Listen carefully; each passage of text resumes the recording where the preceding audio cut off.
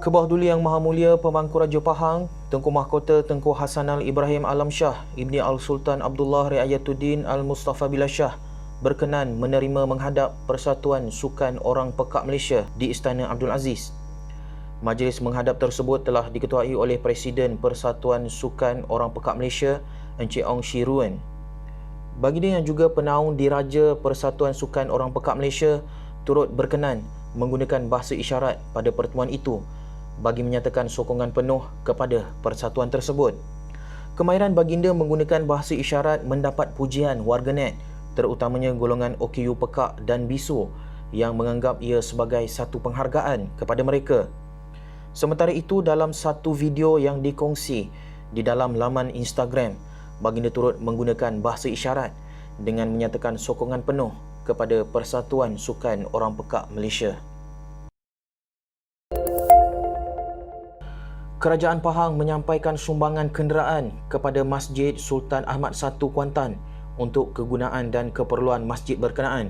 Sumbangan tersebut telah disampaikan oleh Yang Amat Berhormat Menteri Besar Pahang, Datuk Seri Haji Wan Ros Diwan Ismail di bangunan Majlis Perbandaran Bentong kepada Imam Besar Masjid Sultan Ahmad I Yang Hormat Datuk Haji Badli Shah Haji Alauddin.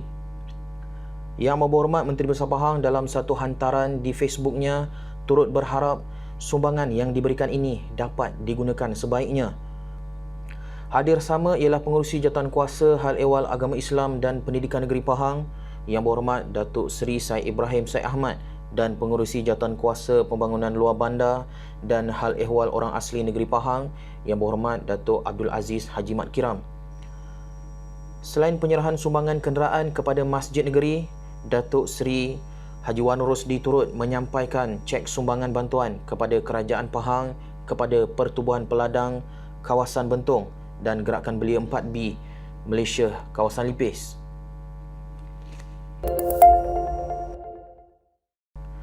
Kutipan zakat harta meningkat sebanyak 10.3% kepada 158.2 juta ringgit pada tahun 2020 berbanding hanya 143.4 juta pada tahun sebelumnya.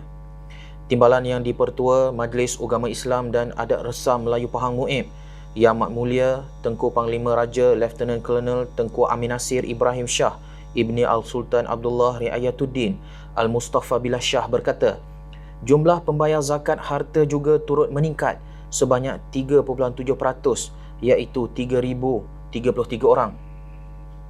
Pada masa ini, peratus yang membayar zakat pendapatan di kalangan mereka yang mempunyai pendapatan tetap, khususnya di kalangan kaki tangan agensi kerajaan dan swasta, adalah masih rendah. Justru itu, beliau menyeru kepada semua pihak agar sama-sama dapat membantu menguar-kuarkan usaha yang dilakukan oleh Pusat Kutipan Zakat supaya semua mereka yang mempunyai punca pendapatan agar membuat taksiran zakat masing-masing, seterusnya membayar zakat melalui portal taksiran zakat yang disediakan oleh Pusat Kutipan Zakat. Beliau berkata demikian pada Majlis Perkongsian Operasi Zakat dan Pelancaran Resit Digital Bayaran Zakat yang diadakan secara maya menerusi aplikasi Zoom.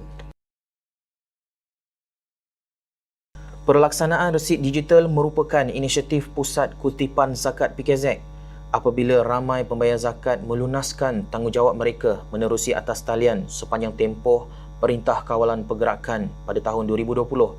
Beliau berkata, menerusi penggunaan resit digital ini akan dapat memperluaskan urusan umat Islam seiring kemudahan ICT secara menyeluruh meliputi urusan wakaf, agihan zakat dan lain-lain melalui satu pangkalan atau platform sahaja.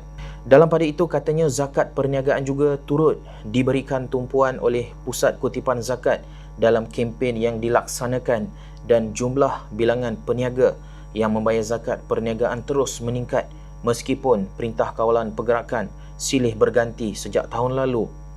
Katanya lagi, pengumpulan dana zakat adalah sangat penting bagi memenuhi keperluan agihan zakat kepada asnaf, terutamanya pada waktu pandemik COVID-19 ketika ini.